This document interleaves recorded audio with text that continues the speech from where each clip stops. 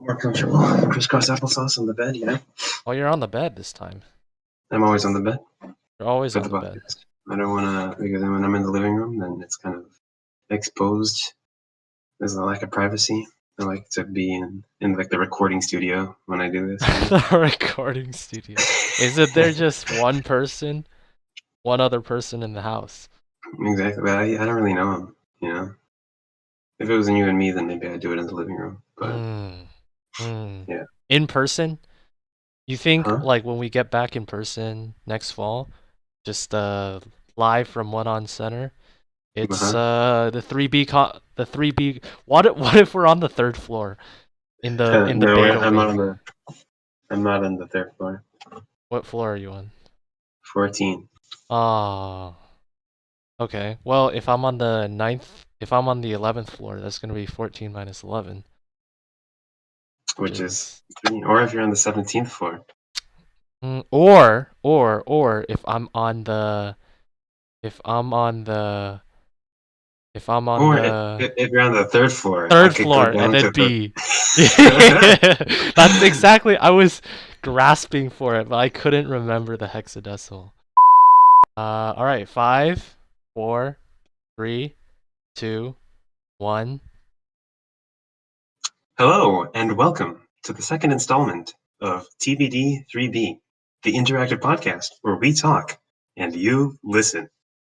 Wait, is it really just called TBD3B, or are we just sticking with 3B, or what was the I don't know, I feel TBD? like TBD3B kind of rolls off the tongue. Uh-huh.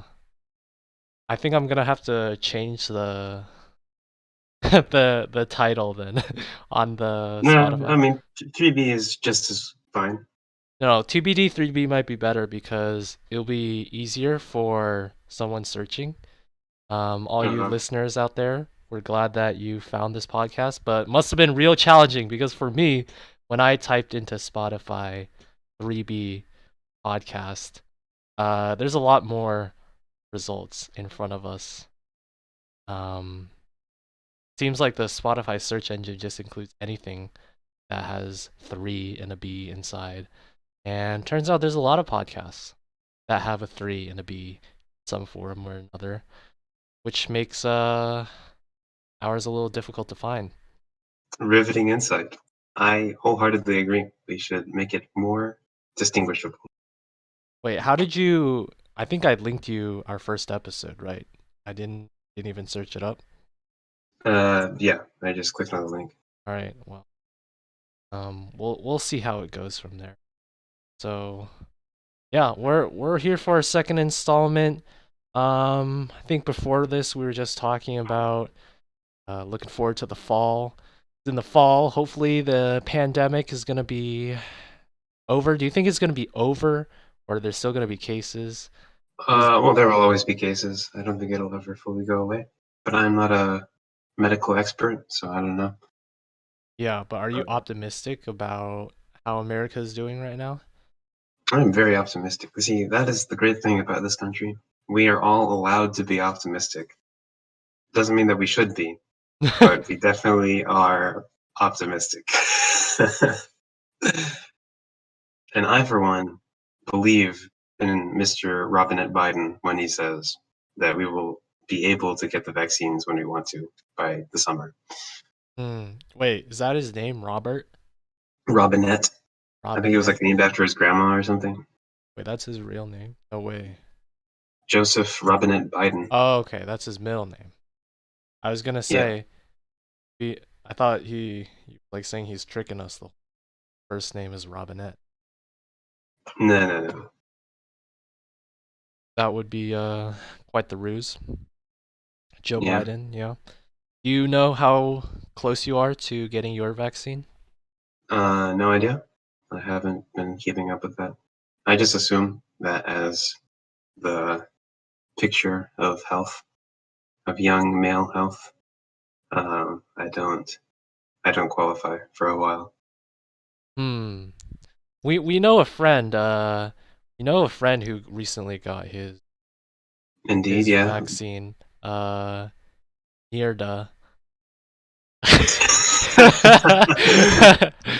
Yeah, but he's a young, strapping, gallant Ella. fella. Yeah, and he got his vaccine. And he's in Yeah, the but same state as you, same county, same area. true, but he is an essential worker. He's a DoorDash Oh, driver. oh. So he counts for more. He's more useful to society than I am. So you're just a drag, a parasite. Yeah, that's how I see it at I least. mean, that's a pretty harsh term that I used. Parasite. You seen the movie Mm, Parasite? a leech, I have, yes. Yeah. What did you think about it? An interesting movie. Plight of the Poor. Light of the Poor. That's what it was about. I think it was a nice commentary. Did you ever Yeah. watch one of the other movies that the director made? One of them called Snowpiercer. Oh, he made Snowpiercer, really? He did make Snowpiercer. No, I didn't watch it, but I've heard of it. The Snowpiercer, Parasite, both pretty interesting movies. Interesting movie indeed. I agree. Watched it in Pittsburgh. Haven't been back to Pittsburgh in a while. Been more than a year now. It has been more than a year. That's It's been been more than a year since the whole lockdown started. and I've kind of wasted away that year. It's not been the most productive of years, but Yeah, you know it happens. that's how it goes. Well, actually, that's not how it always goes. You know, Mr. Isaac Newton, way back in the late 17th century, when he was like doing his Isaac Newton things, inventing physics and calculus as we know it. Um, he did it during a plague lockdown, quarantine. They had quarantine as well. Yeah, it was to stop the bad air from spreading. I mean, they're not that far off, right? I mean, bad air. That's kind of how COVID spreads. Yeah, What was yeah. the I mean, what was the plague back then? I think it was just plague. Oh, just plague. Yeah, The Black like Plague? the bubonic, like Bubonic plague. the pestis. What is it called? Um, Pesto. the one where you get like the black things on you, and it's like you die. That one. The Yeah. buboes. Yeah, I don't know quite which one you're talking about, but The same one as the Black Death. Yeah, okay. Yersinia pestis. And how many people did that kill? Like in the entire history of mankind, or just like in I that don't know, one in bout? that specific period that we're talking about with Sir Isaac Newton. Hmm. I don't know. It's not as bad as like Black Death. The Black Death killed like half the population of Europe, so it's kind of hard to beat that. Um, yeah, I don't know. It was like a thing in London. It's pretty localized. Maybe not that many people, relatively. Wait, Sir Isaac Newton was, Where do you think he was from? I don't know, France, Austria, Italy? Isaac Newton? That's a very English-sounding name, I'd say. That's right. I just don't have a lot of insight into names like you, Mr. Nature Man. Mr. Nature of Language Man. So I have a friend who's studying linguistics. Yeah. He knows a lot about language. Pretty knowledgeable man when it comes to the words. Does it ever help him in life? I mean, he's probably going to get employed doing something. As a direct result I hope. of his language skills? Well, no, he's studying linguistics in school, so Oh. I would hope so. And he has the better chance of being employed than you? I don't know. I mean, he certainly has a chance of getting employed. Uh, I don't compare myself to others. Good for you. Pat, Kurt-tap. Kurt Tap. Just call me Pat. All right, Pat. What was it? I was thinking once. You see, Who are you? Sorry. You're funny. You see, people who major in majors that are not typically thought of when you think of a common workplace. So like in a common workplace, you have like software engineers, you have PR people, you have accountants, and you have like marketing, salesmen, right? Those cover a few majors that are in college, right? But Sure. suppose like you're a history major, right? Okay. What is your path to employment? Well, you got a couple avenues. I'm not a history major, so I don't know. But one avenue is to continue the cycle, get a PhD, then become a professor, and then teach the next generation of history professors. That's one thing you could do. It honestly, Uh, that sounds like a scam. I mean, like not a scam, but just you're going to school to perpetuate the cycle of school and to get more people no, into but school. you have to remember, professors do other things. They do research. They like write papers and stuff. They expand the bounds of human knowledge. Yeah, it's like they got their own thing going on the side. Actually, that's probably teaching is probably the side thing. The main thing is the research. Uh, and then the other avenue is I don't know. You could like you go to Hollywood, become like a writer or something. As a Or historian, well, I was thinking like comparative literature or something. These like liberal arts majors, they give you some context of things that I would probably be useful for that kind of job.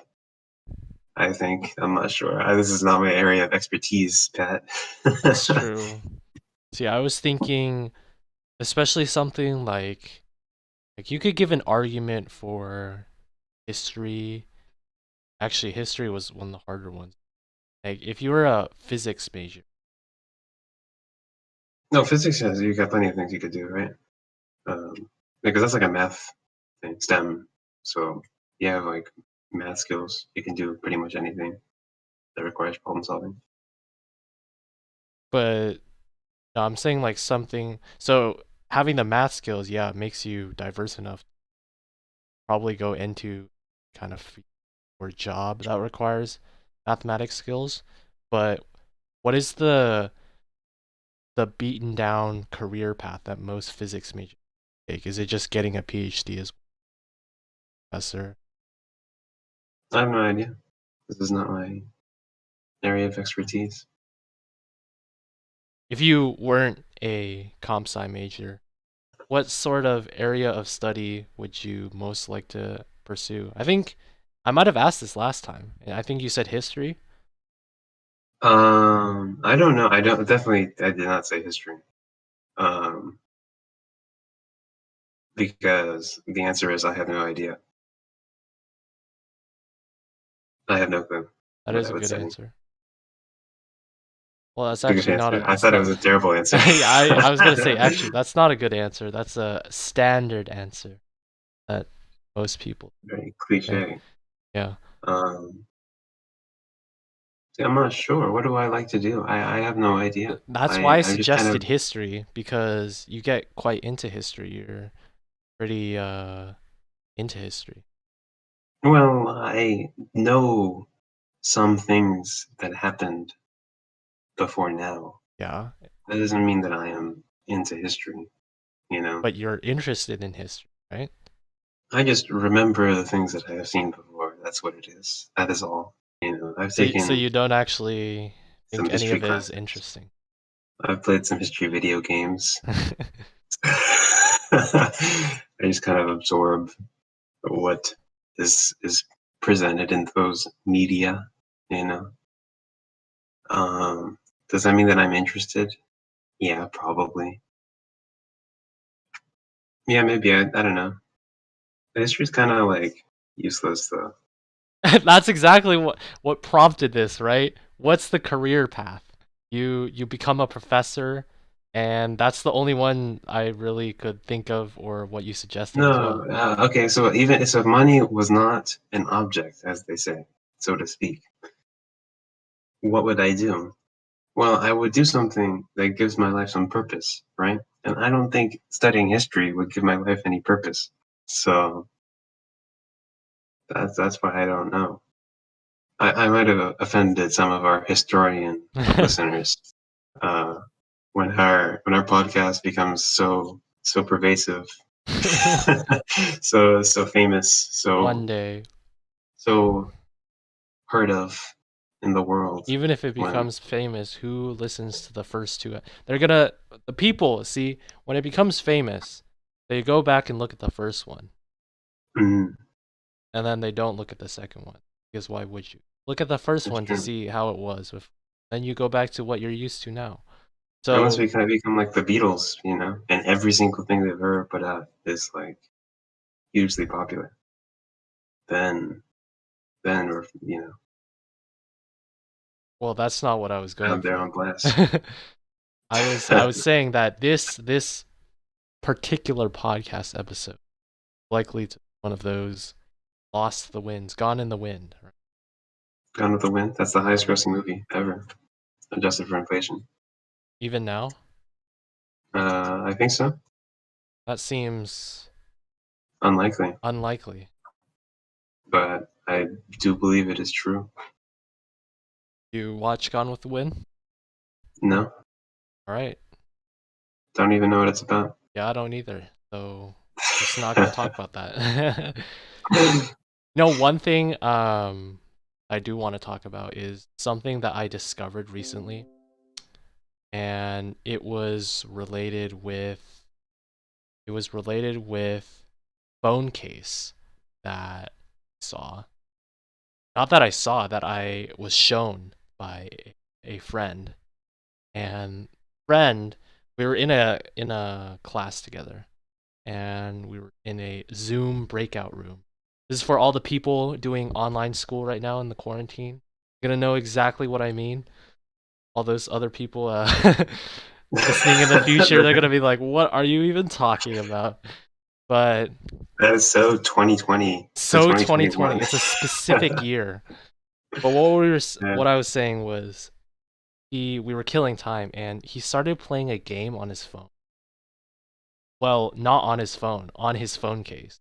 And his phone case, there's these phone cases that are Game Boys on the back of phone cases. Really? Yeah. And Right. The case itself is the like a case computer. itself is a game. You can see, like, there's a ton of different games. He was playing I forgot what it was called. It was like a classic video game where it's like Space Invaders type. I don't think it was Uh-huh. called Space Invaders, but it was where there were aliens. You controlled your starship and shot at stuff. But apparently, Yeah. there's a ton of these phone cases, all with different kinds of games, like Crazy. Mario racing games, and it's just on the back of your phone. How big is it? I mean, you can see that it's like a phone case, so it's as big as your phone. Right. Just No, I meant like thickness though, because you oh, can have like you I don't can know. like those portable battery cases. The They can be pretty pictures thick. of it doesn't look that thick. It looks like a couple of millimeters thicker than your average phone case, but it doesn't look terribly. The main question is, you already have games on your phone, so why would you need a phone You case? you want the retro feel, you want the Right. feel of the buttons and We're the so used to smartphones now and LCD having screen. no buttons that we want to return to buttons. Return to button. Return to button. That's actually something that I definitely feel though. Not like a full return to button, but with my current smartphone that I have, I will want to keep with it for as long as possible. I have an iPhone SE just because it still has a button. Or it's not even a real button, it's just a haptic button. Like it feels like a button. But at least it has that feel compared to the newest iPhones where there's not even a button. Mm. Yeah, buttons are nice, I guess. My phone, does not have a button on the front. There's no button on the front. So do you just have a on button like on this? There's an on button, 2 volume buttons, and it's a Samsung. So there's a Bixby button that you never want to press, but you do it on accident sometimes. What is the Bixby? I'm not entirely sure what Bixby is. I just know that if you press the Bixby button, it opens Bixby, and then I get annoyed. Right. So I have to what close is Bixby. so what is Bixby? I have no idea. It's some assistant that it's supposed to do something. I don't think anybody actually uses it. This is supposed to be Samsung's counterpart to Siri. Yeah, it could be. Yeah, I think so. How big is this button? Where is it located such that you might press it accidentally? Right below the volume down button. So we have 2 volume buttons on the left and a power button on the right, towards the top. The Bixby button is just below. And the thing is, I'm left-handed, so I have little control over what I press on the left side of my screen, because that's where like the palm of my hand is and like my thumb. So there's less fine control. And so that leads to pressing the Bixby button more often. Right. Does the phone feel different considering you're coming from a left-handed perspective? Do you feel like it's still like, do you feel any uncomfortable things, like inconveniences as a left-handed Relative user? to being relative to being a right-handed user, I have no idea, because I've never been right-handed, so I don't actually know what it feels like to like be right-handed. But one thing that I just realized is the volume button on the left side of your phone as well. Yeah. Okay. And it makes I think the reason for that is because you have fingers on that side of your phone. Yes, yeah. I didn't know this until very recently. I realized this like maybe 2 weeks ago. You can control the volume buttons with not your thumb, and that's like crazy. Exactly. That's probably the way, because I'm holding my phone right now and my index finger is on the top one and my middle finger is on the bottom one. So is that how you usually do the volume? You like put your middle finger on the bottom volume? Well, no. I don't know. Usually when I'm doing the volume, I'm not switching back and forth super. I'm like clicking one, right, to make the volume lower or make the volume higher. And then if I do have to switch it because I like make it too high, I usually just probably just move my index finger down. Move your finger? Yeah, that makes sense. But I'm just saying you have the ability as compared to, I guess, with your left-handed. Yeah, because the thing's just gonna fit when I hold it in my right hand, and it just makes sense, you know? The fingers just line up, but the fingers don't when I'm holding it in my left hand. It's just, I guess I'll add that to the list of products that were made for right-handed people at the expense of left-handed people. Did you feel like anything other? Like what do you use for your mice, like laptop mice? Oh, I just use a regular mouse. I've used right-handed. I mean, you can like switch the clickies from left to right, whatever, if you want to. What? But I don't. Really? Yeah, I think so. No. Are you saying the left mouse button and right mouse button? Yeah, you can switch them. I'm pretty sure. Oh, okay. I thought you were saying the what is it called? The buttons on the side of your mouse. Because they're usually on the okay. They're usually on the right side of the mouse. So when you're gripping the mouse, you can use your thumb to press them. Oh, really? Which would be difficult. You mean left-handed. on the left? You mean the left side of the mouse? Yeah, so then your thumb presses them. Yeah, that makes sense. No, I mean, I just use a mouse the way I was taught. And since all mice are like that, that's just, I just use my right hand. It just doesn't really make a difference. Some things it doesn't make a difference. Mice, keyboards, like if you play an instrument or whatever, like the violin or something, it doesn't make a difference. Which, like you can bow with your right hand and finger with your left hand, and it's all the same. Oh, you could do it both ways? Well, no, sorry. But you could do it both ways if you really wanted to. But the way everybody's taught is to bow with your right hand and finger with your left hand, and like people learn just as fine. no matter what handedness they are assigned at birth. So does this mean you've developed more strength with your right hand in that regard when playing a stringed instrument? So I don't really know. I don't think so. Also, I don't really play that much, so I'm not exactly an expert. But if anything, it is better to be left-handed because the more complex movements are done with your left hand. Fingering is you have to use your fingers in more different ways with your left hand than you do with your right hand. Quite interesting. Yeah, because with your right hand, it's more of your whole arm is sort of a big machine that's working, and it's like more your wrists and stuff. So it's not just the fingers that are doing it. Right, if your right hand is doing the bow, you don't actually use your fingers at all, right? No, you use your fingers for some things. Like bowing is not very simple of a technique. There's like different bowing techniques that you can do, and they all require different levels of control. And so you do need some fine-grained motion in the hand and the arm in order to be able to do it. But it's like not as complex as the left hand, because the left hand, you have to like move it up and down, do all kinds of different things, and Right. You see from an at least from my perspective. So I'm not an expert. I want to make that very clear to our stringed instrumentalists in the audience. I am not an expert when it comes to playing a stringed instrument. Your opinions may vary. Well, from an outside perspective, where I've never even played a string instrument, I never saw the right hand finger do anything on the bow. They I might definitely not do be something. paying They attention. definitely do something.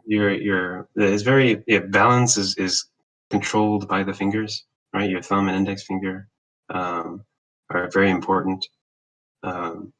So when you're doing very precise movements, like you're doing like a spiccato or something, or like a ricochet, then which is like, so spiccato is like when you bounce on the string, or ricochet is when you like drop the bow on the string. Then you need some very fine control in order to be able to like make the bow do what you want it to do. And for that, you use your fingers, right? You use your fingers and your wrist a lot. And so that's important. But like I said, not as much as the left hand. Both hands are very important, though. They're not like one is more important than the other. I come from a background of playing the piano, so both hands are, you could say they're equally important. They probably are generally equally important, but the melody is always in like right hand. Mm-hmm. The higher parts of the, what's the word describing the whole range of keys? The higher part of you can say the register. You could say the range. Yeah. The melody is usually in a higher register, is what people say, I think. Right. And that involves the right hand. Mm-hmm. Unless you're playing like. Mm-hmm. Yeah. The left-handed, even though it might be a disadvantage with certain product designs, it's definitely like scissors. Oh yeah.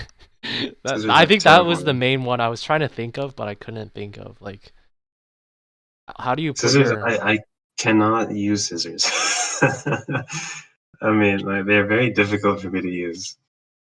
Unless they're very sharp. When they're very sharp, then you can just cut through anything, no problem.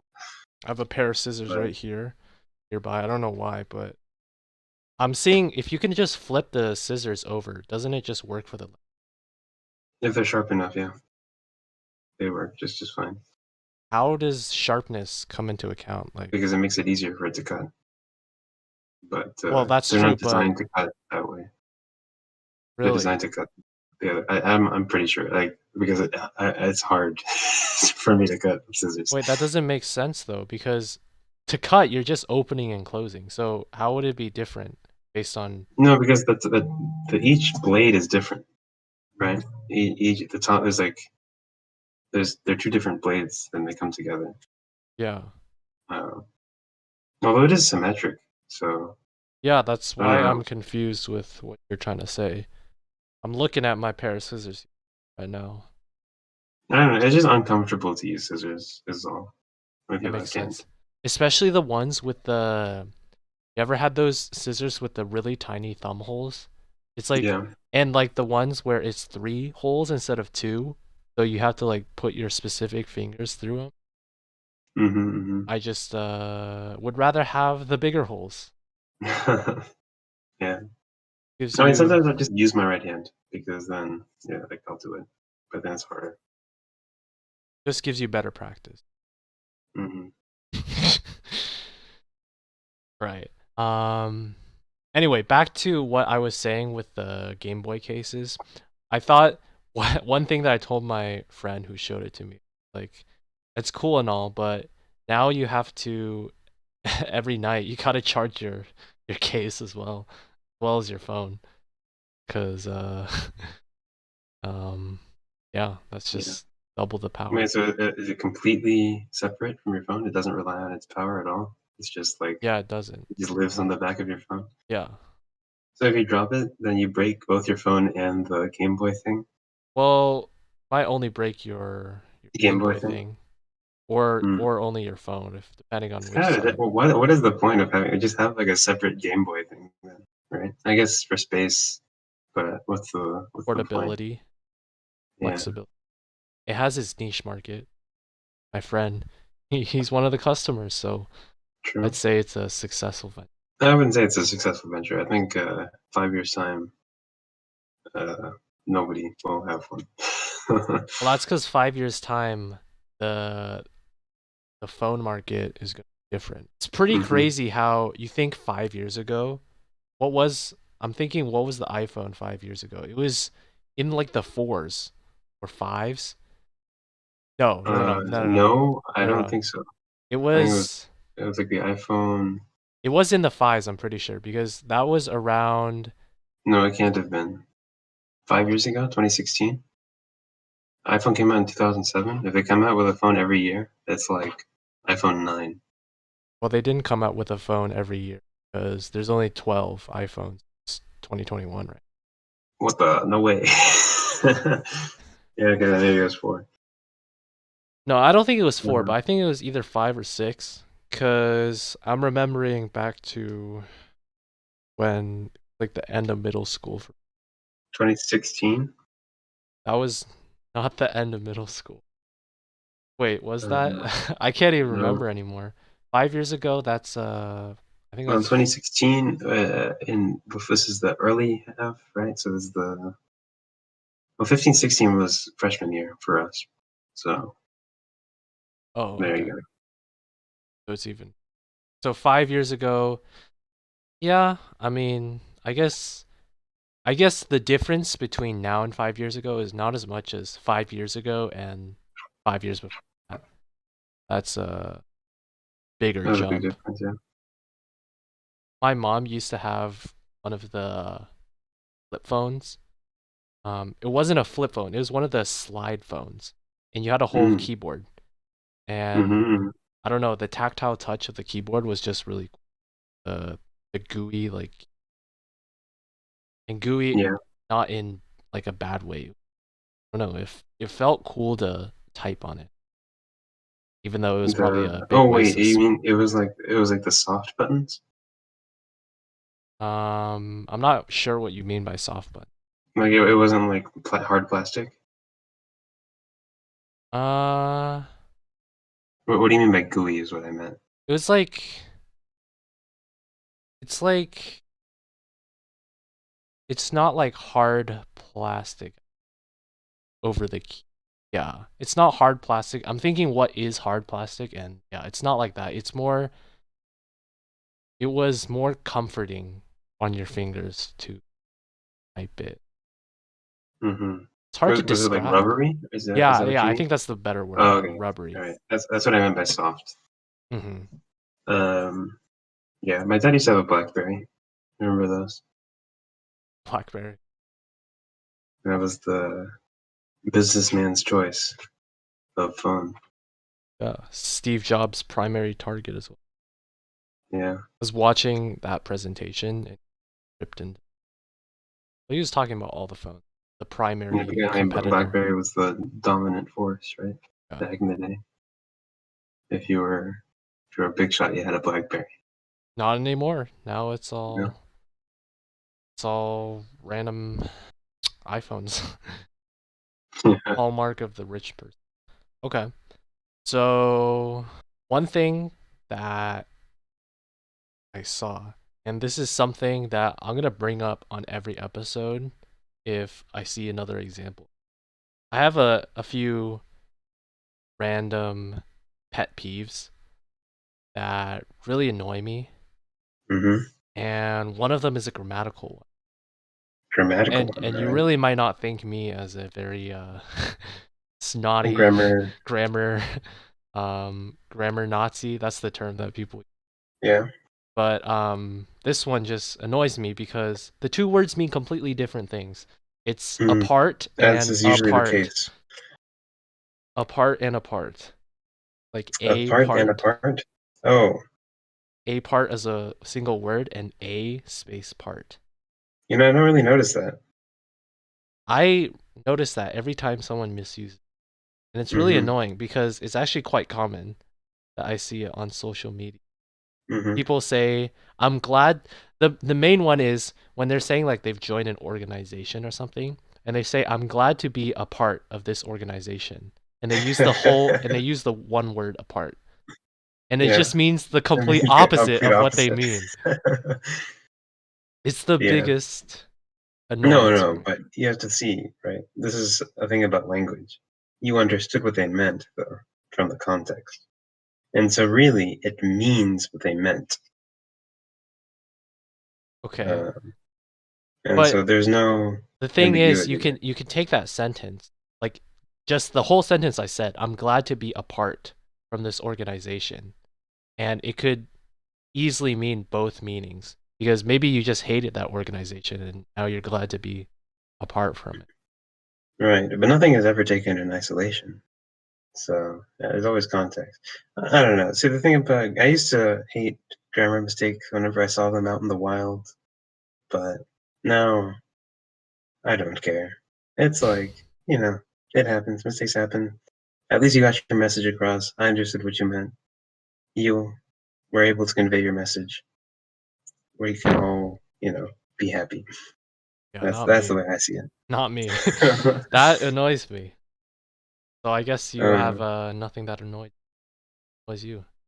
Well, then and then, whenever you get those confused, um, I don't know, something Wait, about like it. It's like THEM and THEN. EN and AN is What like is THAM? AN. Oh. I see. Yeah, so then and then. Right. It doesn't really annoy me. It's just it's something. But whenever I see it, it's like I like mark it like that's wrong. You're not supposed to. You're not supposed to switch something like that. I don't know. It's something like chalk. It's kind of like scratching a chalkboard. That's all. It hurts my ears to see it. That's not what I meant to say. Great one. But yeah. One thing, I'm just saying one thing. It's one of my catchphrases. Yeah. I watched a video recently. Were your friends ever part of did anybody you know ever do HQ trip? HQ trivia. Is that the one with like the wheel that you spin? That's Wheel of Fortune. No. I was thinking no. Oh, I but know what game you're saying. the Yes, it's like the Trivia one Crack. That's what it's Trivia called. Crack. Oh my god, Yeah, yo, yeah, wait, I completely forgot about that for yeah, so yeah, long. dude. That was humongous at my high school. Everyone did that. Yeah, I did that too for Uh, a while. No, I was yeah, saying yeah. HQ Trivia, which is Is that different. the one where you win money? Yes, that's the one where you win Ah, money. okay. Yeah, I had friends that did that too. That was fad for like a whole month and it just died. Yeah, yeah. But I remember the first time we would do them during lunchtime in the cafeteria. We'd like Mm-hmm. watch it on our phones and then we'd try and all do the trivia. Yeah, but they Google. I never actually did it. As I mean, you weren't what did you missing have to do much to? because really wasn't worth it. Mm-hmm. I What watched did you have to do to win? Did you have to answer everything first, or what? Yeah, you had to like answer basically everything correctly. Is it just correctness not like speed? I'm pretty sure it's speed also. You're only given like 5 tenths. But as long as you answer, then you're good, right? What I mean is like, are you ranked by like how quickly you answered it? I don't think so. I think it's just Mm. correctly. The main thing was the video was talking about the rise and fall of HQ trivia, and it was pretty enlightening considering that was a pretty big thing out for like a week, honestly. I was overblowing it with a month. It was more of like Yeah, this is what what these fans are always like, right? Like, remember the dress? I mean, Uh, that's not really a fad. That was like no, a it's like a reoccurring thing. I've seen it again like in high school, not as a whole thing, but people use it as an example as how people disagreed or something, uh-huh. some kind of class. Yeah, yeah, I don't know, but that was like big for like a day, I think it and was then it bigger went than away. more than a day. Yeah, maybe like a week, but not very long. What did you see? Huh? What did you see? Colors. Oh, I don't remember. I don't even remember what the dress looked like. It's either blue or black White and gold or or white blue and and black. gold. Yeah. Let me look at it one more time. Uh, I see blue and black. Yeah, me too. There was like the only way I see white and gold is with different photos where they like really brighten thing and then it looks white and Right. gold. Well, I don't get how you could white and gold. Mm-hmm. Then there's also the Yanni and the Laurel. I think that was more recent. Yeah. Do you remember what you that one? Um, Pretty sure I heard Laurel. I'm pretty sure it was both actually. Like there was just like an overlaid of both at the same time. Like to your But ears? no. That's like the actual sound was like an overlay Oh, of both sounds. okay. Yanni and Laurel. Um, I heard Laurel. That was the deeper one, right? Yeah. I mean, you say Yanny, it just sounds nasal. Yeah. Well, trivia crack, right? Yeah, I played that a lot. You want to play right now? I actually kind of want to download it again. What were the 5 categories? It's like entertainment, history, Science, math, geography. oh, science, geography, art. That And was the did you last say one. entertainment already? Oh, art and entertainment. 6 categories. And sports. There was sports. Oh, crap. Wait, there was no history then. It was It was history. what? There were 7? Art, Uh, science, geography, entertainment, sports, history. Oh, that's 6. Kind of stupid. What was your strongest category? um, I don't know. It's pretty bad at the whole thing. Uh, I don't know. I mean, like I don't know. They'd ask things that are trivia, and trivia is usually there's like so much of it. My high school, there were some pretty smart cookies out there when it came to the whole trivia thing. Um, we, I say we, the team won the national football championship for high school. Was that the one where you had to travel to Washington, D.C.? No, that was when I traveled. You mean? No, that was a different thing. Okay. But that was another. That was History Bowl. That was a Just another different bowl. trivia. Yeah. The one of the guys that was on the winning team, the history player, like he went also, and he won 3rd place in the country. So he's a smart cookie. Yeah. Oh, is that where you were going with the trivia bowl? 3rd place? Yeah. I know some smart people. That's that's all I wanted to say. Good flex, good flex. Yeah. If only I could be smart too. It Life would be easier. probably, what is the word? Diffuses. I had to think of osmosis and diffusion. It probably, their smartness diffuses to the people around them. I've been around them for a very long time. I don't think I've gotten any smarter. So. Well, it's hard to self-assess. Is it?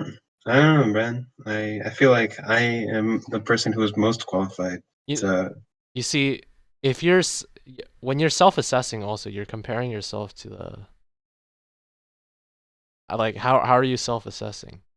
I'm assuming you're comparing myself to how I was like a couple years ago or whatever. Okay, right? I'm sure you're much smarter than I don't think so. a couple years Smarter? ago. Probably not. Knowledgeable? Yeah. But so how do you measure smartness? How would you know that you're smarter than before? Well, I feel like intelligence is kind of constant after you reach a point, like in the middle of high school or whatever. You just can't really get smarter. And like, because like, well, how do you like? It's sort of like an input-output kind of thing, right? Like, how do you process new information? Like, how good are you at doing that? And like that kind of thing doesn't really change as you get older. I mean, if anything, it gets worse, right? Well, that only gets After you reach worse. adulthood. What, processing information? Yeah, just your general intelligence, cognitive ability. Yeah, it just gets worse as you get when older. you're an adult. As you get older. Yeah, well, that's when you're after you reach adulthood. Yeah, that's when you're like an oldie. But yeah, I mean, after the age of 25, it's downhill, buddy. Like you're not getting any better from there. Okay, well, you still got time then. Not to reach my peak. I'm pretty sure I peaked, buddy. I said buddy twice. I'm pretty sure I peaked in terms of intelligence. Still plenty of time to surprise yourself. No. But I mean, I'm not too concerned. Like, intelligence is only half the battle.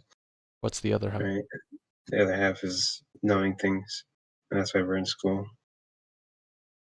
So that's where I put my focus, learning, so that I can. Is that really the other half? Just being knowledgeable? I mean, in the whole like. Well, I don't know. I mean, not in the game of life. There's a lot of things that go into it that I don't know. It's more of an art than a science. But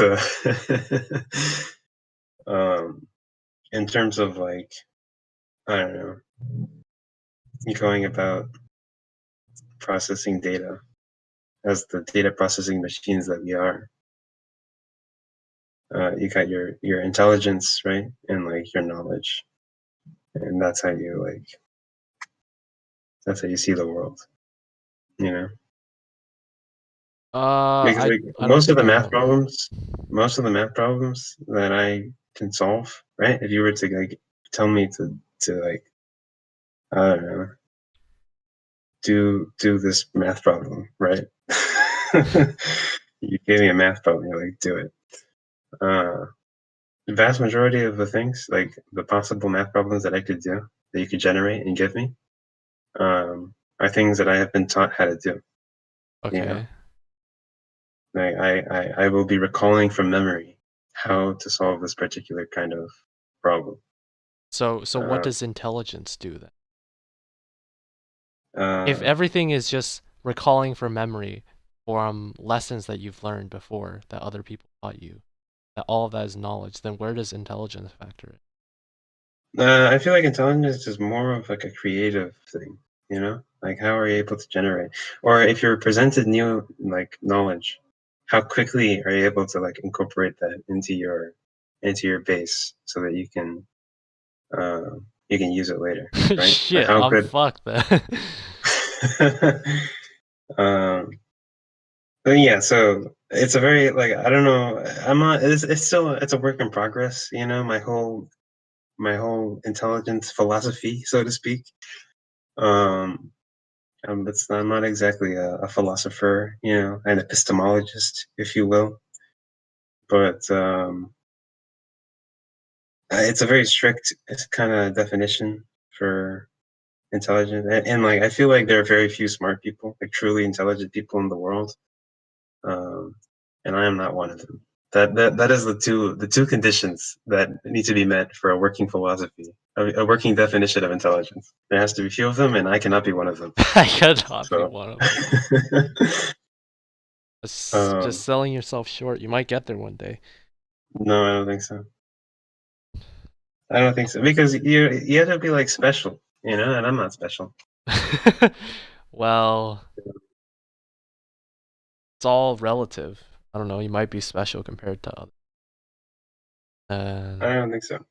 They're special compared to others. There's a lot of people out there in the world, and it's highly unlikely, virtually impossible, for me to be special. The odds are against you. Yeah, I'm going nowhere.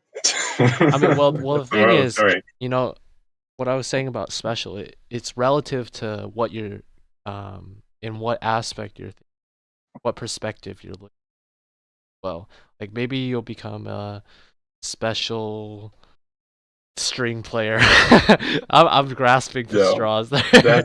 okay. So, of all the things you could have brought up, Yeah, that one is a bad example because those people. the worst one you probably could have brought up, because the only way to be to become an accomplished string player, a musician of any sort, is to start when you're like 4 years old. That's literally like once you hit the age of 6, like sorry, your dreams of becoming a concert pianist are done for. Wait, why 6? I just made up. It's from a very young age that you have to learn. Well, 6 is a young. Yeah. Okay, so maybe like 9 or 10. Okay, then that's too old. Yeah, so I definitely started too late, and also you have to like very, very diligently practice every single day of your life from the age of 4. It's that I've definitely not done that. It's very tough to do. Yeah, To maintain such a regimen, you have to have. and that's why there's very few of them. Discipline and motivation. Mm-hmm. Actually, well, the first part is them. probably just discipline, whether it's external or internal. Because, I mean, I'm assuming like most professional musicians now, are all, if not all, are all loving and passion. I hope so. Yeah, I believe so. But I'm saying like when you're like 4, I'm sure I'm speaking from your Mm-hmm. parents are gonna like force you to do stuff because they want their children to be, Successful. and Sure. I'm gonna guess that a lot of the people that start, and even those that become successful later, they might not have been really into playing piano at first. Yeah. Well, you see, no, I think you have to. If you want to be like top of the world or whatever, you should probably like what you're doing. Because if you don't like what you're doing, then you, like what kind of one of the ingredients is not there. You know, there was like I don't know if your English teacher ever told you that quote or whatever that was like engraved on the side of some church in England. It's like I don't actually remember the quote. It's like yeah, what is it? I don't remember. What's the gist of? what the quote was trying to say. The ingredient is passion. I don't think they use the word passion. I know the word drudgery was somewhere in there. Like if you have the hard work and not the passion, then it's just drudgery, right? You're just like doing all this for nothing. And so then it's like you don't have the drive to do it, and then you don't get better. So it's like hard. You need like some kind of motivation. I think that comes from inside, from within. Some kind of passion. I feel like that's you could sort of Instilled. apply that same argument or description to people going to college to study some major that will make them money. Maybe they're not. Probably a lot of people are not super. The heart is not in the work. The heart. Stop. The heart is not in the work. The heart is in the money. And for our listeners that are prospects, coming from the future and don't actually go to Carnegie Mellon University, there's like a motto. Is it a motto? I don't know. I'm not really too in the loop when it comes to the CMU things. Our founding father, Andrew Carnegie, or half of the founding. So there's this quote that's called "My heart is in the work." That's how it goes. That's the quote. Yeah. I know. I'm guessing the meaning is you gotta put your heart into the work. Yeah. Gotta love your work, and I wonder how many people at CMU really embody that. Yeah. I don't know. I mean, I kind of like what I study. You know, it's kind of cool. Some of the things that we learn. I don't know if I'm like super passionate about it, but it's like pretty neato. I wouldn't mind doing it for the rest of my life, sitting and like solving problems. Like that's like it's like doing puzzles. Doing web development. No, that's not what I want to do. Web dev. That would be less than ideal. Speaking of web dev, I was on the One on Center website because I had to start my application. One on Center website is just a reoccurring guest now on this podcast. Yeah, a horrible website. But yeah, I found another thing that I really didn't like, which is that you can't log into your account unless you click the apply section and then you log in. There's no login button on the main website to just log into your account or create an account. I don't know who designed this website, really. Also, it better have been some intern. Every single time you go to the website, it also does that animation, like the black screen, and then it's like One on Center with a little crack, and then it goes away. It's unnecessary bloat, is what it is. Yes. Unnecessary bloat. I have a friend who is super anti-bloat. It's like a running joke in my friend group. You just you see a website and there's like any kind of CSS on there, it's bloat. And so he's like, we need to go back to the 90s when everything was just an HTML blank screen, very straightforward. You could find everything you need on the one page. That's not true at all. Like, having no CSS at all makes it harder to find what you want on the web page. No, bro, you just have like a home, about, login at the top, and then that's it. That's all you need. That's all you need.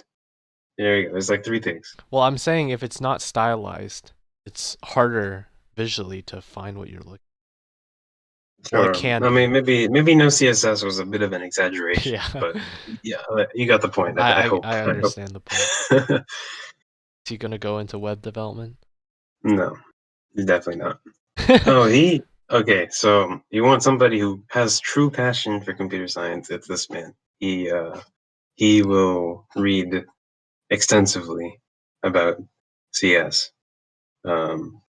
He like will like do CS things for fun. I know, unheard of, right? His heart's really in the work. Yeah, his heart is truly in the work. He's a very knowledgeable cookie when it comes to CS. Where does he go?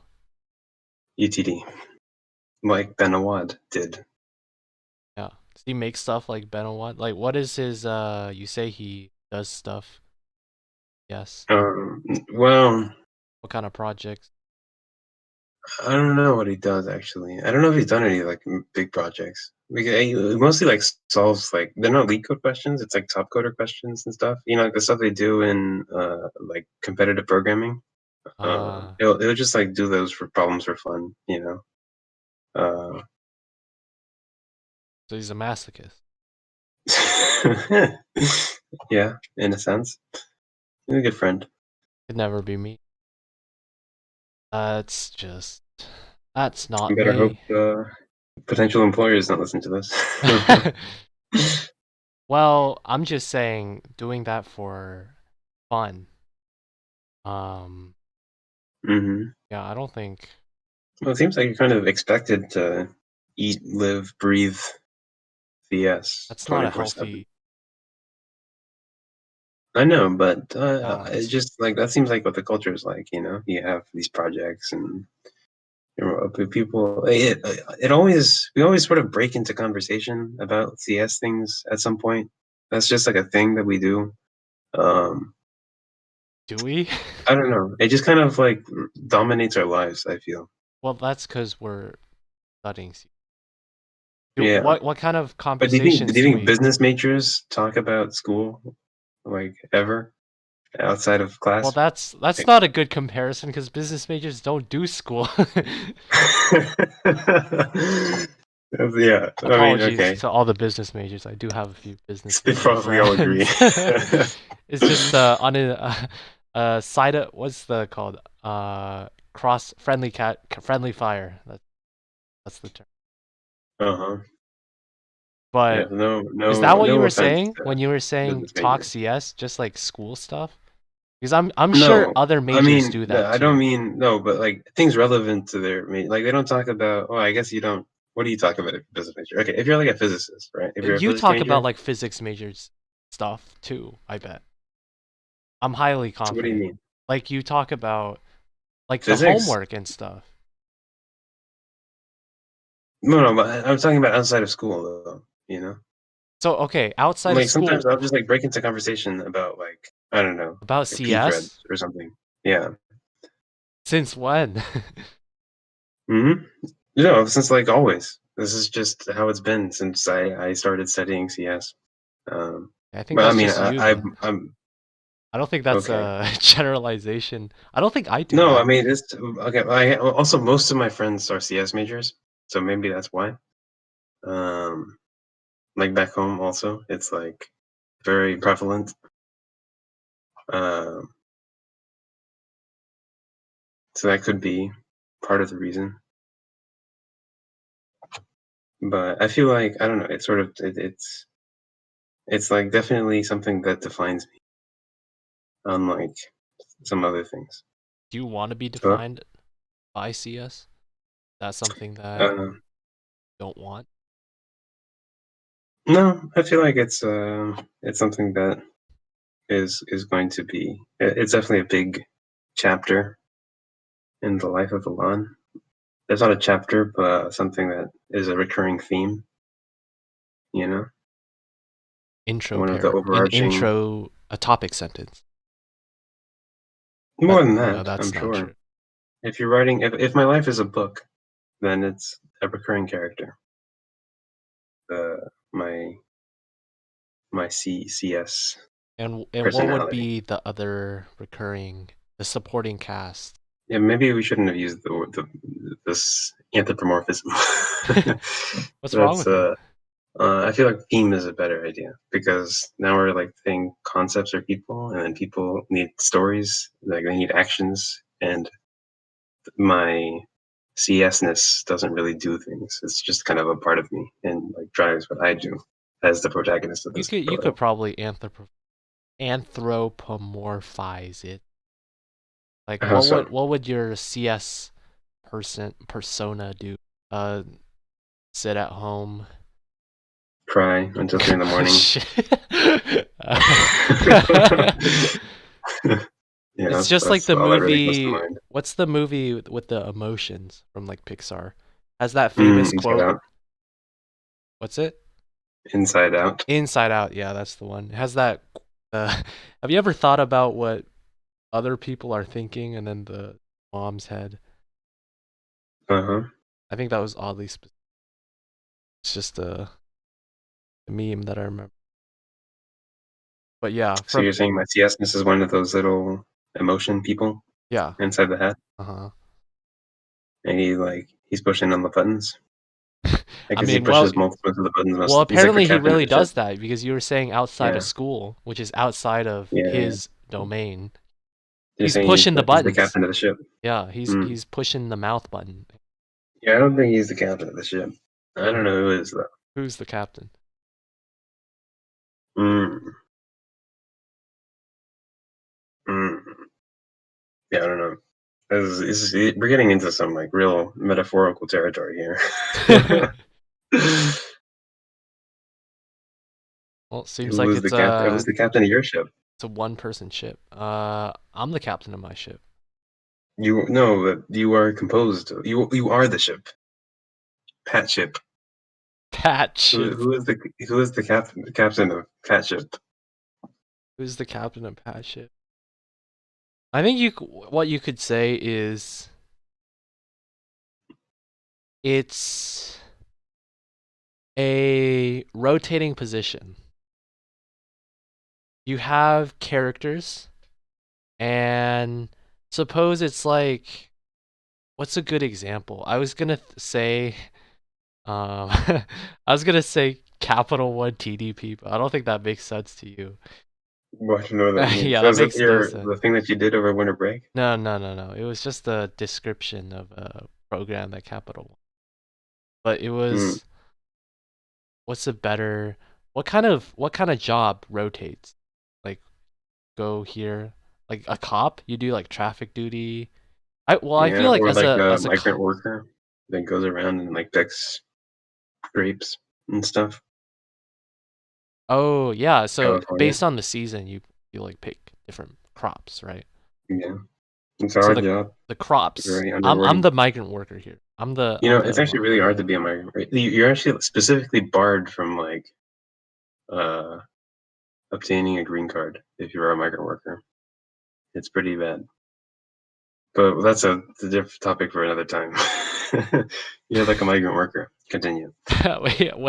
I was just gonna say I am the migrant worker. I am the migrant worker, and the crops are my captain. They alternate between who's first mate, who's captain, who's the helmsman, who's the captain's bitch, like the I don't know, the deck boy. Who's the one at the? Is that the helmsman, the one at the top of the sails? The one that steers the wheel. Oh no! I mean like the lookout, who is looking out for my future.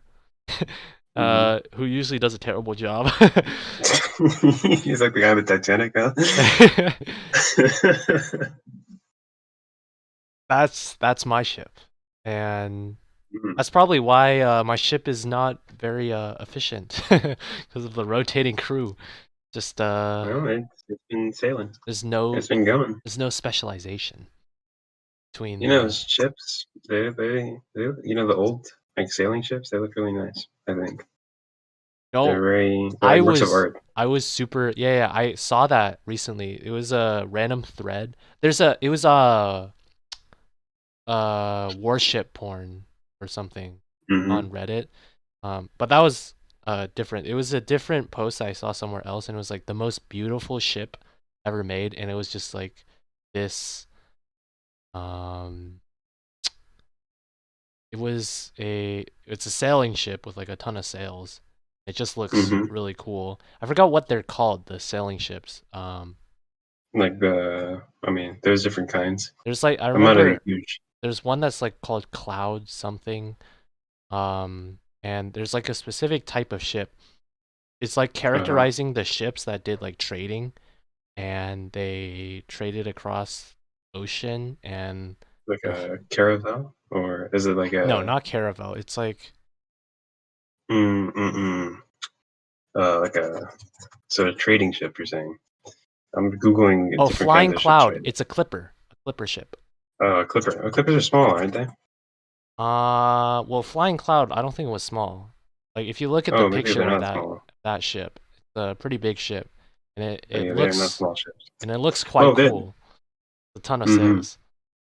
I mean, I guess it's smaller than some ships. Like there's some like really big ones, right? Sailing ships. This is smaller. Like sailing ships, like what? They can get some pretty big sailing ships. Like there's that one Swedish ship that like sank as soon. Yeah, like they built like the biggest ship ever made, right? It was like super intricate and ornate. It was like super expensive, right? And it lasted like 15 minutes. Like, And it I need to immediately look this sank. up. Swedish ship It's called the sank. Vasa, I think. Oh, the Named after Vasa. the I Swedish just had to dynasty. type Swedish ship sank into Google, Yeah. and that's the first thing. The Vasa. It floundered after sailing about 1,300 meters. How far is that? That's not a lot. That's It is not far at all. It barely made it out of port, probably, and then that's it not even a fell. mile. Yeah. Poor Um, lad. it's actually this is a common saying uh, to like be like the Vasa or something. Like usually you see it. People make references to this boat um, because it's like a failed massive project. You know, it's like whenever a massive project fails, you can call it like a Vasa, something like that. I've never heard that. Yeah. It's so funny though because it's like a humongous book, like it's like a work of art, right? A humongous masterpiece. Yeah. It sank immediately. I mean, how do we know? I guess it's recovered. Okay, that's how we know. I was just gonna say there's no pictures from back then. um, well, this was not that long ago, right? Well, This was it's in the maybe like 1600s. 400 years. That's Yeah, no, 400 years ago. I mean, okay, I guess it's kind of long ago, that but is kind of it's not like it's still the modern period, right? Like we have like very detailed records from then, so we know for the most part what happened then. It's not like, where would you what is the start of the modern period? typically people say the Renaissance, right? That's the start of the early modern European period, and the typical periodization. It's very Eurocentric. Well, yeah, I mean, sorry, this is most of what I know is Eurocentric because I went to an American high school that taught Eurocentric history. Oh. But yeah, so like AP European history or whatever.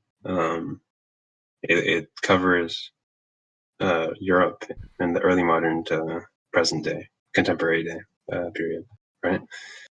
So that starts around 1450. I searched up Clippers on Google Images, and the only thing that showed up was the Clippers basketball team. I was trying to look Yeah, for the ship. There's a ship called Thermopylae. Is there a battle called Thermopylae? the Battle of Thermopylae. Yeah, that was a Persian. It was like the Peloponnesian War. Is that Um, the 300 Xerxes, Nidus? yeah, something like that. Yeah, that was the 300 indeed. They really immortalized that. You ever watch the movie? Nope. I watched part of the parody, I think. The parody? Yeah, 300 parody. I don't remember what it was called, but I remember there being a parody.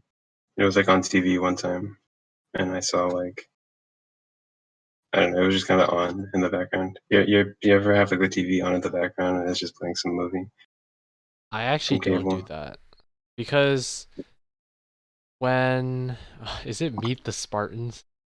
Yeah. Oh. This is supposed to be a comedy.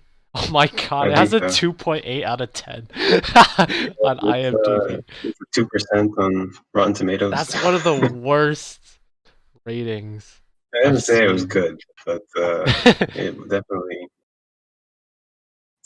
Thermopylae also was not the Peloponnesian War. I made that up.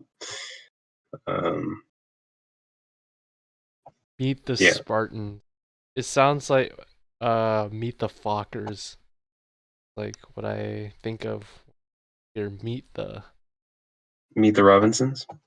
no, Meet the Fockers. No, I know, but that's another. That's what I think of. Meet the Robinsons. Yeah. You never watched that? American Computer Anime. No, I've never watched this one. Really? Wait, you mean that you've never seen the movie with the kid that like goes back in time, forward in time to like there's like time travel. There's a lot of movies with time travel. And he invents the future or whatever, and he has to like stop. He has to stop Cooper from like causing the apocalypse with his hat. I don't actually remember that much With about his it. hat. That sounds No, like his hat like was like a robot or something, like a what? flying saucer. What are Yeah, and he we was gonna trying to get? like ruin the world or What are something we gonna because get he like flying hats? overslept one day. Sorry, what? What are we gonna get flying hats? Those companions. In the future, when Mr. Robinson invents it. I guess we're just waiting for him. Sad. Guess we just gotta wait for technology to catch up. To catch up. Uh, Yeah. Well, don't worry, Mr. Robinson is he's gonna invent it all. yeah, can he invent a cure for COVID? Actually, technically, we already have these vaccines. You know, He one has the thing I'm vaccine. still so amazed about is like how did they do this so quick? Because they always said before that vaccines take a couple years to make, and then they just busted one out in like 6 months. Well, I mean, the entire like purpose of humanity, like humanity basically dropped everything it was doing and put all of its focus into producing a vaccine. Um, so I feel like, something had to happen, right? Like, can you imagine? Like this, we have come together, joined in common purpose that is defeating this virus. Um, and it's like in these times of great crisis where we do our most impressive work as a species. This vaccine is going to be in the history books as a technological one of those examples of Yeah, it was a technological Herculean wonder. effort, really. I mean, yeah, it really is. Can you imagine? Like the last time this happened, like 15% of the world's population like died, right? I don't think that's true, but Wait, what? a lot of people died. A couple million people died, right? I mean, a couple million people died this time. I don't know. Are you Spanish saying flu? like the Spanish flu? Um, That was like 100 years ago. 50 million people died. That was like a lot of people, right? And so, I mean, this time around, we did a much better job. It's also less deadly, but we got a vaccine, we had science. Had The science. modern world pulled Seems through. like it doesn't matter we had science. There were still people that it didn't matter to. They don't care about it. Yeah. I mean, the fact that people died at all is sad. The fact that it was so widespread and the response was so slow is bad, I guess. By modern day standards, it was a pretty poor response. But if you look at it in the grand scheme of things, it could have been so much worse. It could have been way worse. That's not to say that it How couldn't have so? been much better. How Like, I'm so? not saying that we did a good job and we should pat ourselves on the back, but this was like truly a feat of modern science and engineering. How do you think it could have gotten worse? Huh? How do you think it could have gotten worse? Well, you're saying that this was like as bad as it could have been? Well, I'm What happened? just imagining like what would make it worse. No social distancing, no knowledge of germs at all. We just continue going about our regular lives, letting this thing spread. Well, I mean, there's some places that No did do modern this, medicine. like well, Sweden. Texas, but yeah, Sweden, and even though they're not doing really well, it's not a disaster zone there. Like they're Yeah, not that's true. a good Well, example of good they also have lower population density. that, and well, yeah, I guess that, and also we have like modern medicine and stuff. Like the ventilators, I'm sure increase your chance of survival, right? Right. So I'm not saying like Um, the technology. I'm saying the response that humans oh yeah. do. I don't know how much worse it could have gotten. I don't really see it. Like, No, I mean I was just saying like in a historical context, this was like okay, yeah, probably the best definitely. response we've ever had to a global pandemic in the history of mankind. And I bet the Um, next one will be even better because the technology will just get better right. and I better. mean, also we'll actually know what the hell to do whenever this happens again. Hopefully, we remember. See, the collective intelligence of mankind could use some work Certainly. by that strict definition I said earlier. Yeah. I mean, Texas, Sweden, they doing that bad? I don't think so. Not. Mm. It's not an apocalypse. It's not an apocalypse. No, it's not. Although the disease itself, careful, I should be careful with my words. It's definitely no flu. Many, many hundreds of thousands of people have died, and that is a travesty, a tragedy, um, a calamity. But the disease itself could have been much worse, right? If we had gotten another 1918 flu strain, um, it would have been really bad, right? Especially with the response that we had. Like It would have been how really bad. deadly was that, the 1918 strain? It was, so the thing about it was that it was worse for young people. So if Well, the it's younger like the you were, opposite the of more this. likely, yeah. So it's like, and most people were like between the ages of 18 and 65 or whatever, right? That's like it's like a Gaussian curve or whatever, right? Um, and so that would have been really bad. And it was just more deadly in general, right? And we still don't have a cure for the flu, and likely never will. That's is that something to accept that we'll just never have a cure for the flu? Yeah, I mean, it's I just made a prediction about the future, and those are like always really bad. Um, so maybe we will. I don't actually know anything about medicinal science, even less than I do about history. So Even I'm less not so than gonna. computer science. Um, yeah, well, I don't know. I'm just, judging by my recent performance in my classes, I don't know if I know all that much about computer science either. I'm sure Um, it's okay. All good. All good in the hood. but I mean, like, all I know, like, from my very extremely limited knowledge, it's like hard to do virus cures, right? So you just kind of have to make the vaccine and pray for the best. Yeah, take the vaccine. Continue to do your testing, I guess. Have you been testing regularly? Yeah, Amy does like regular tests every week, right?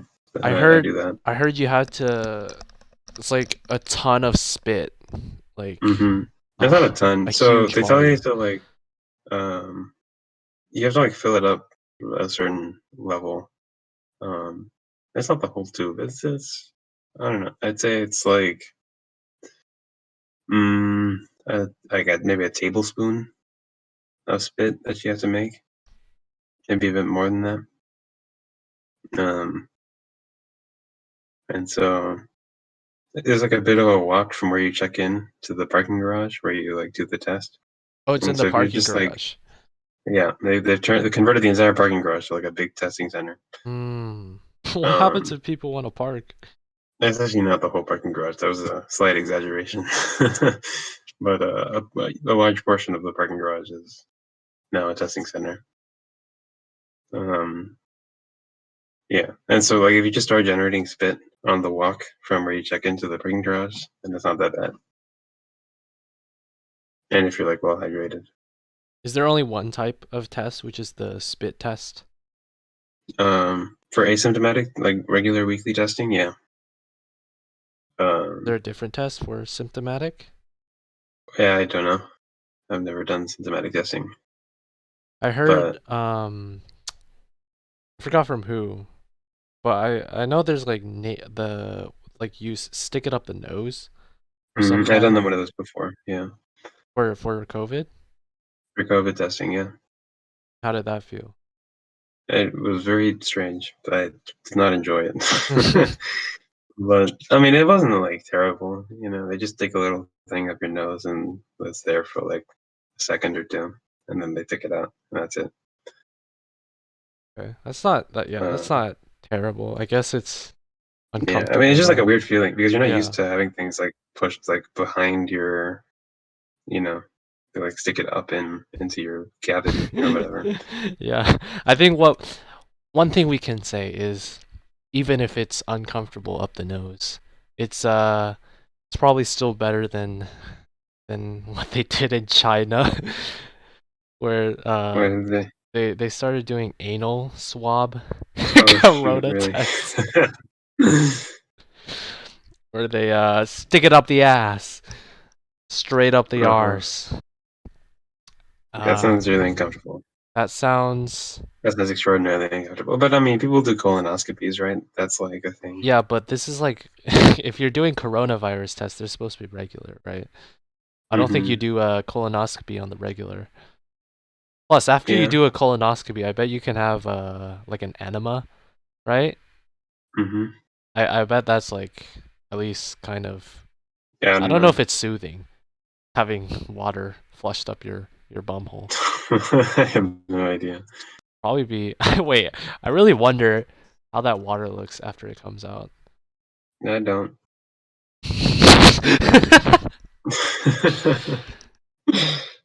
I wonder. I mean, I feel like when you grow older, you're gonna have a colonoscopy. Yeah, probably. It's probably gonna. Your curiosity will be satisfied then. You'll have to wait. I can't wait. I can't Well, wait. I'm sure you can find plenty of resources online. I'll go to China, and I'll get Uh-huh. my satisfaction. Your satisfaction. I mean, Words.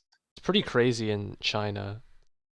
I was reading the article about that described first the anal swabs, and China just has they did some crazy stuff. Like they straight sealed apartment buildings just to keep people inside. It was really bad. See, this is we live in a time where the question of democracy will be scrutinized under the magnifying glass like it has never been before, to kind of set the scene for the movie. Because China, I said this last time as well, it's like on the up and up, and it's like far more integrated into the global economy and like a much more integral part than like the Soviet Union ever was. And so they're going to be like a much, much bigger player in like the upcoming years or so. And so if they're able to afford their people like a happy, healthy standard of living compared to the Western democracies, and like the evidence it pops up with time, like for example, just now with the COVID pandemic, they were able to like stamp out the coronavirus pretty quick. I mean, according to their reports, which I feel like that is not as indicative as a strength of China because other democratic countries did the same, like largely kept the coronavirus under control. A lot of East Asian countries like Taiwan, a great example. New Zealand, right. Australia, not doing bad at all. Like New Zealand, they're doing amazing. But you see, okay, but New Zealand is also an island that is like far away from everywhere else in the world, except for like Australia. But Australia is also an island. And so it's like, and they are like also not as populous as China, even like not even close. They were also not the epicenter of the pandemic. Like they had a lot of things going for them that like allowed them to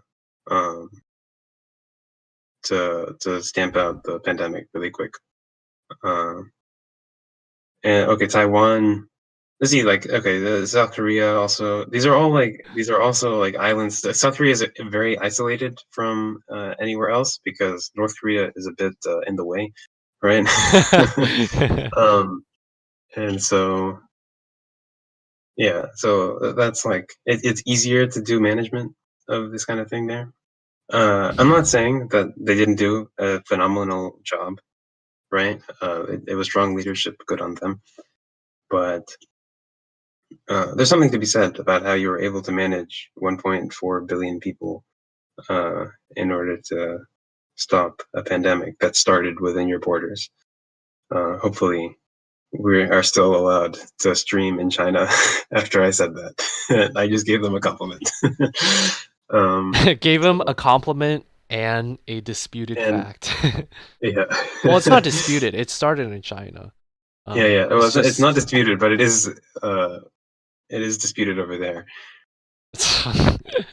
Yeah, I guess. I mean, do you know what are No, they I saying? will not bend my knee to the the Chinese Communist Party. Yeah. The CCP do not control me. Yeah, free the Uyghurs. I can say whatever I want.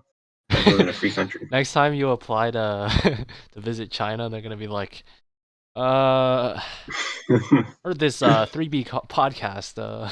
Yeah, maybe I should. Big fans. I should hold off. Kind of remember episode 2 though.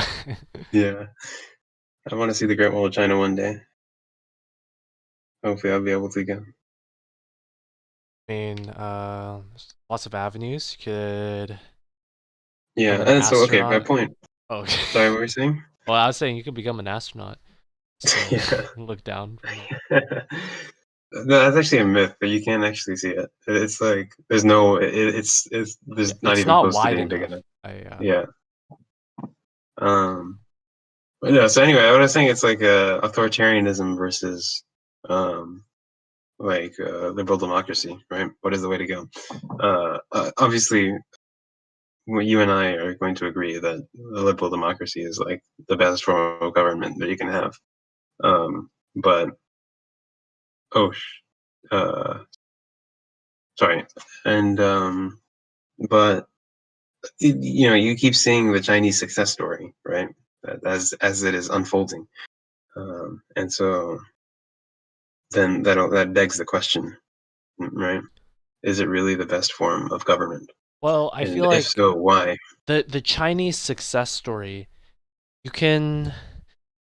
It's But it's not much of a story right now. well, I'm saying because it's how it hasn't ended. China, the government structure, it's not isolated to China. I'm sure there's been other examples of countries with similar structures and they were not as successful. And I feel like you could say the same with liberal democracy. Also, there's different varying degrees of success across different nations that have tried this, right? Mm-hmm. Yeah, but the thing about China is that it is a very stable system of government, right? There's usually when you see this kind of authoritarianism, right? What do you think of? You'll think of someone in power for a long time. Yeah, so things like okay, well, Xi Jinping is kind of seized power for the foreseeable future, but I mean, so like North Korea, right? If they liberalize at all, right? If they try to integrate themselves at all with the rest of the world, then like they're gone, right? The regime cannot. It's like untenable. The vast majority of African. But that's part of liberalizing. Like you wouldn't have that kind of regime like government anymore. So it would be gone. And so like that's because it's unstable, right? They exist in like a permanent state of instability that like needs to be very, very carefully handled in order to preserve their state of power. So are you saying China is like the same then, or not the same? So no, I think China is more stable, right? They're very firmly, because they have like solved the problem of integrating themselves with the world economy and also maintaining their power, right? So they're able to keep their people happy, right, by giving them material wealth while still still maintaining their grip on power, you know. And And so, like, if the interfacing people with have the no world. reason, And interfacing with the world at this. right, yeah. So I feel like they have a more stable. I mean, I guess the Soviet Union was also very stable, right? They had like, I guess a well-defined method of transferring power and something or other, but like, and they were also a global superpower. So here comes China, the next contender. We won the last one. We'll see about this time. That sounds so ominous. Yeah, because the Soviet Union also did not have the sort of economic soft power that the U.S. did. The U.S. had its dollar diplomacy. They were able to bully other countries with their money, and so like that's something that the Soviet Union didn't really have. Like they had money, I guess, but it was mostly in the form of AK-47s. They just kind of loaned out to Cuba and Vietnam, and which I mean it helped, I guess. The economic aid to North Korea basically floated their economy until the 90s when it crashed, but it was to a much more limited extent, right? So much less extent than the U.S., which basically had the whole world under its boot.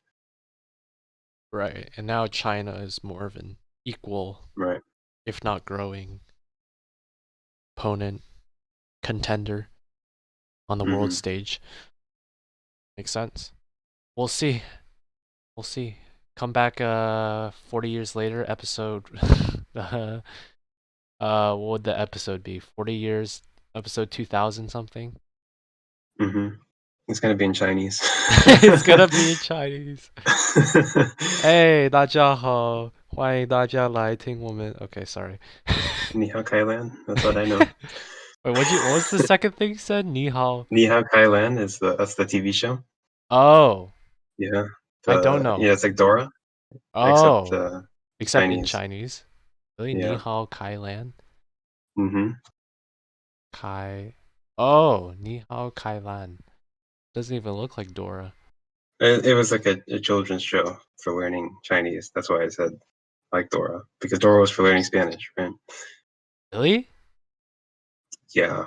Wait, what? I didn't know that. Wait, Dora's in Spanish? No, I mean the whole show wasn't in Spanish. The whole Ni hao Kailan is not entirely in Chinese. It's like it's like for teaching kids little Chinese words. Wait, I'm pretty sure Dora. I didn't know there was Spanish in. No way. At the end of every episode, they say "Lo hicimos." We did it. Okay, that's like Lo one. hicimos. That's like one phrase. Okay, no, but it was for learning Spanish. That's what I promise you. And how'd that work out? Yeah. I must have just I mean, I can't remember anything from my childhood. You know, that's what my parents one thing that they sometimes say is if something like goes on the news or we talk about some place in maybe the world or the United States that we visited, and they'll sometimes ask me like, do you even remember that anymore when we went there? And half the time I'd say no, because more than half the time I'd say no, because I can't remember a lot from early childhood. But not even early childhood, even like a lot of stuff in elementary school, middle school. There's like specific memories I remember, but the whole overall picture, I think I've forgotten most of what happened during those years. You use it or lose it, right? You use it or lose it.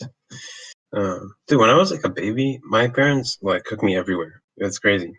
Like I went to like 10 different countries. Yeah, and do you remember any of it though? I don't remember anything. Dude, I was like 2 years old in like in Paris. There's no way I remember that, right? I was like in diapers. I feel like I went to Australia. I went to Amsterdam. it's such a shame though, because like you go to all these places, you add them to your portfolio, say, of places you visited, but you don't actually remember I any. remember. Like, Yeah, so that's the point. yeah, so I could say I've visited Wyoming, Colorado, Utah, wait, not Utah, Montana and Idaho, definitely. And I don't remember a single thing from Idaho or Montana. Yeah, but you have to remember, it's not for you. It's for your parents, right? They remember bringing you along, and Right. Well, okay. that's what it's for. The thing is, for those that road trip that I was saying across like continental, central United States, I was like in elementary school, so I feel like I should remember at least some parts with elementary school, because that's not like baby years. That's at least I mean, that is like 10 years ago. Do you not remember it at all? Well, no, I don't remember a single thing from Idaho or Montana. I But do you remember remember going? uh I do remember memories from other states, like Wyoming. I remember when went like boating this one time on like Diamond Lake. Mm-hmm. And then I remember just the image of Rushmore, but I don't remember ever like going there or like anything there. I just remember like an image of seeing Mount Rushmore. Like, do you remember where did you travel when you were in elementary school? And wait, I just realized what I said about Diamond Lake. That's in Oregon. That's not even in Wyoming. So I really don't have any memories of Wyoming. Well, when I was very young, I went to Australia. I think it's probably the earliest memory I have of traveling somewhere. And Yeah, I don't what think there's age was anything. this? I don't even remember how old I was. That's Wow. how, yeah. Maybe I was like 4 or 5. I remember just a couple things. I remember it being cold, right? I remember being surprised that it was cold. Because it was like it was like summer here, and it was winter over there. Well, isn't it I summer there also? It's just cold. So what? don't they call it summer too? Do they? That sounds wrong. Why would they call it summer? Really? I don't know, because it's the same month, right? Right, but the month has nothing to do with the season, right? The season is just like how where you are relative to the sun, right? And like the Earth's Oh, axis tilt. really? I didn't know that. I thought the season was associated with a month. No, I don't think so. Okay, so I in think the southern hemisphere, is spring also like the same months then, and it's just summer and winter flipped? no, spring and fall are flipped. Oh, Yeah, so it's like a whole shift then, just like a whole 6 months yeah, shift. everything is Everything. flipped. Yeah, the Wow. moon is upside down too. It's crazy. Everything's backwards there. So Um, spring is August to yeah, yeah. So I mean, I remember very few things. I remember there was a ferry that took you to Kangaroo Island, and I remember it was really cool because people were driving cars onto the boat, and I was like, "Whoa, you can put cars on boats. That's like vehicle on vehicle."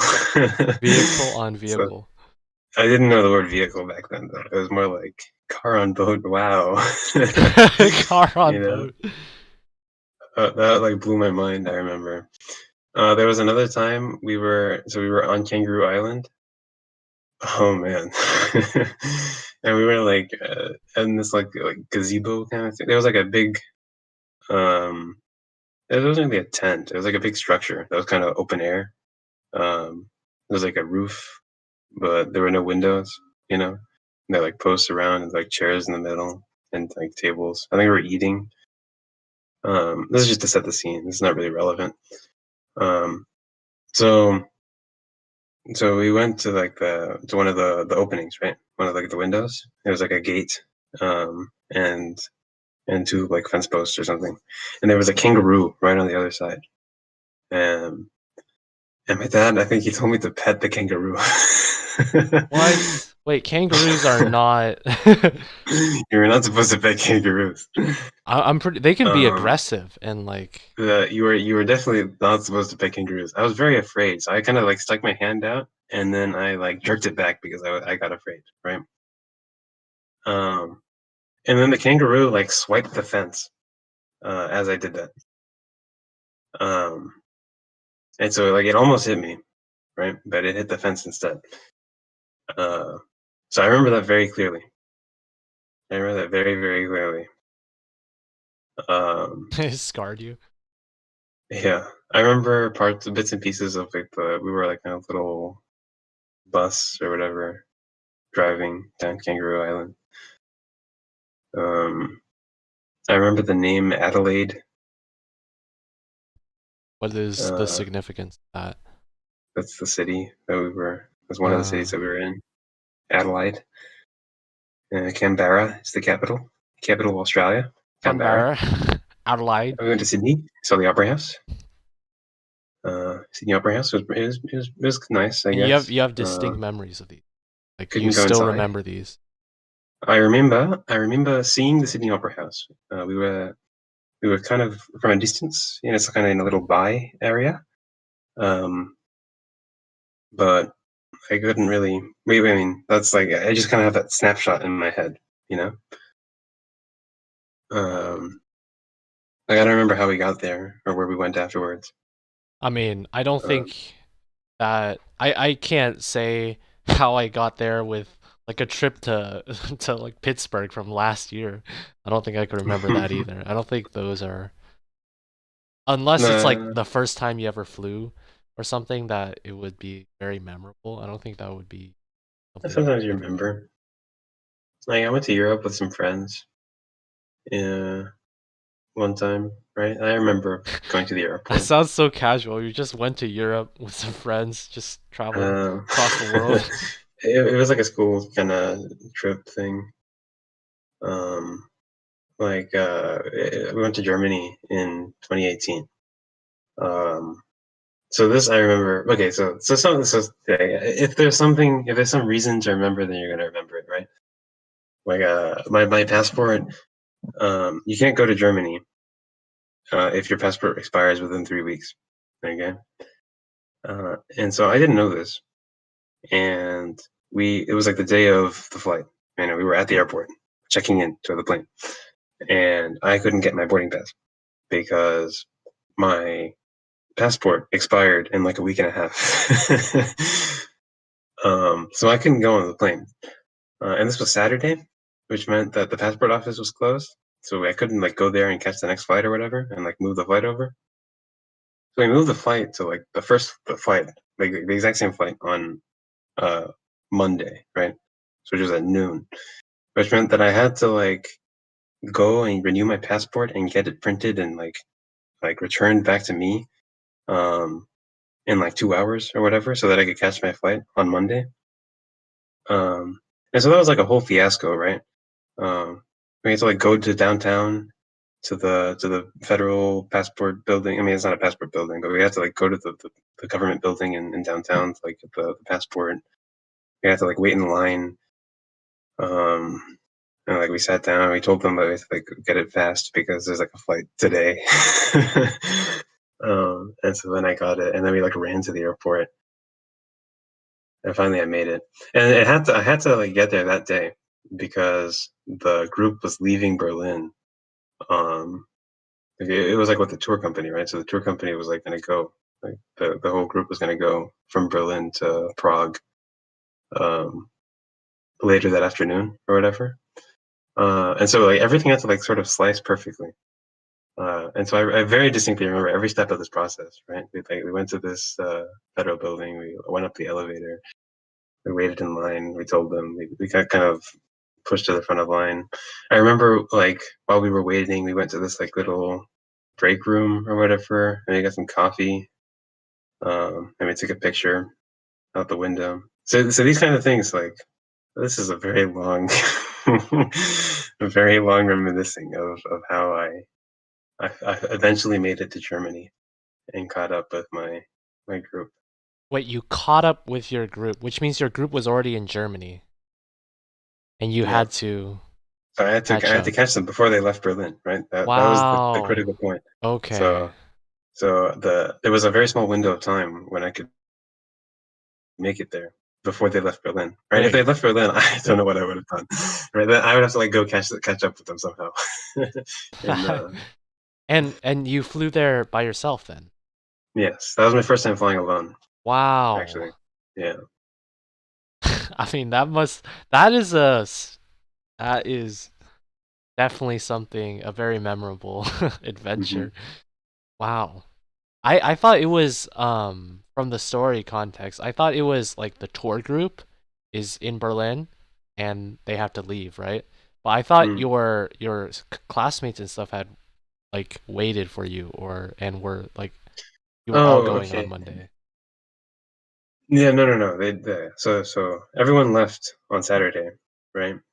Uh, and then because it was sort of organized by the teacher, right? So it was like a school trip, you know. So I wasn't gonna leave like make everybody in the class. Yeah, I was gonna say that's a bit uh, unreasonable if yeah. that was what Yeah. happened. There's no way that would have happened. Yeah. Just a tad. Tad unreasonable. So I missed a couple things, right? I never saw. I mean, I saw the Brandenburg Gate from like a distance. So many of the sites of Berlin I didn't really see. I saw the Berlin Wall, I guess, or the fragments of it that are remaining. Um, but I didn't really see Berlin that much. Prague is a very beautiful city, though.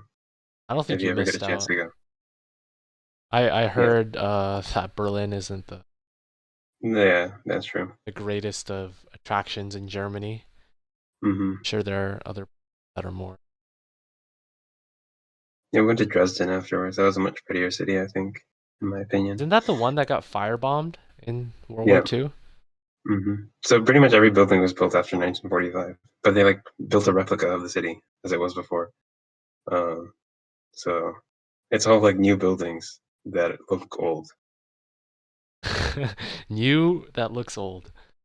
Yeah. And I guess that's I visited Yale once, um, and the that's whoever not was in the Germany. architect. No, sorry, this was in reference to the new that looks old. So like, Oh, um, when was Yale founded? 1701, apparently. But a lot of the buildings are built in the 19th century. Um, that's not and much so they were later. like, That's like 100 years later. okay, but the 19th century wasn't that long ago. Well, then you could say the Mentally, same with the I think. 18th century, couldn't you?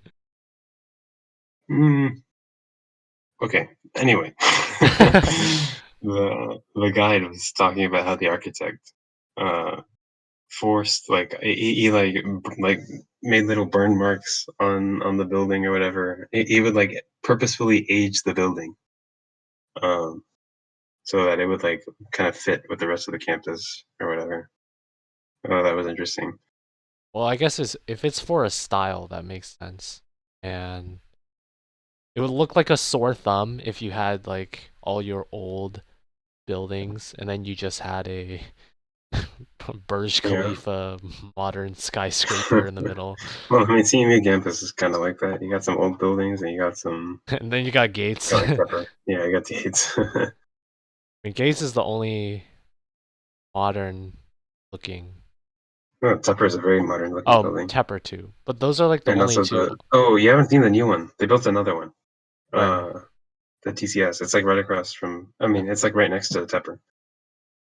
like Um, down Forbes away from CMU, yeah. that direction. But It's yeah, interesting. that one looks like just like Tepper. So it's another modern building. It's built in the same style, same kind of brickwork and glass and that kind of thing. I mean, Tepper is so open and wide, Hmm. but there's just or maybe I'm looking in the wrong places, but it feels like there isn't a lot of seating area, open seating area, cut relative to the open space available. It's the wide spaces. Hmm. I don't know. I mean, It looks nice though. I It like the look. does. Unlike Guess you could I say it's don't like remember the the names of the the building. flagship building of CMU now, in modernity at least. Thing that looks Modernity. nice. Modernity.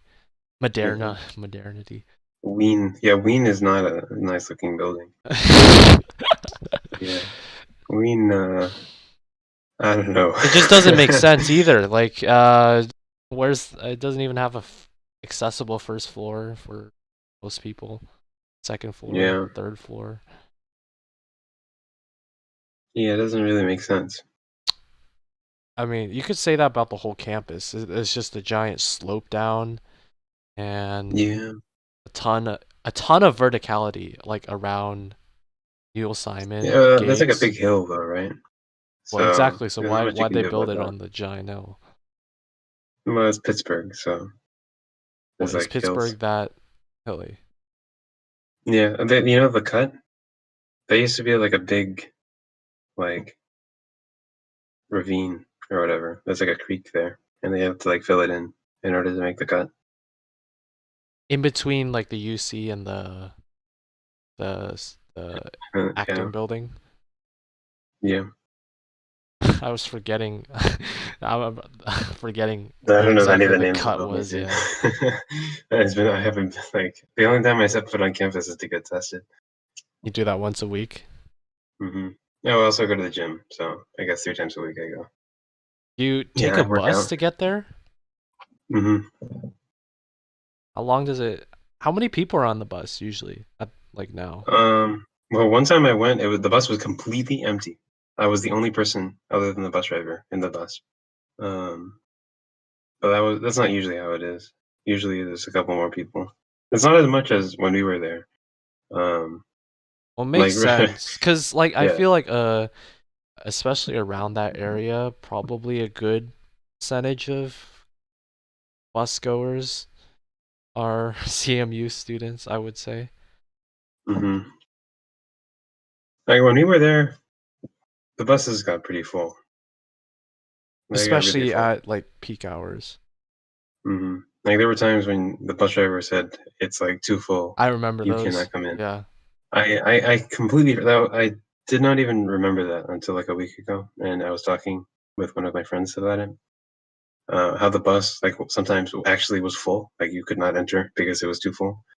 It doesn't even come close to that anymore. Buses are like empty by comparison. Guess that's one thing you won't miss when people start coming back. Yeah. If people start coming back, I mean, still don't even know the next semester how it's. Oh man, I hope next semester's fine. I really do. All we can do is hope. All we That's all can we can do do. is hope and wait. As all of you will do for the next episode. Thank you for listening. It was And it was a next long time. one today. It was Yeah. Have you stopped recording? we're still going. No, okay. Well, thank you for listening. If you made it this far, my condolences if you have. Our Be loyal sure fans. They be don't sure tune out. to Anybody who actually listens to this, they're gonna listen to the whole thing. true. I don't know. The only person we know is We only have a few Sark. a few select fans, right? Hmm.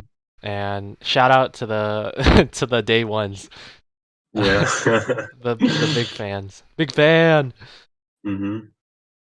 Be sure to smash that like button. The follow button Um, on Spotify. yeah, The like to button make if sure you're you watching on do YouTube. there's that bell. Do they still have the bell on YouTube? Yeah, notification bell. Yeah, click on that one. It makes you Yep, get like, notified. share, share, Thank you for listening, increase all. our audience. Yeah, Thanks for listening. same See time you, next week. and see you next week. Homework permitting. Bye, everyone. Patrick. Oh shit.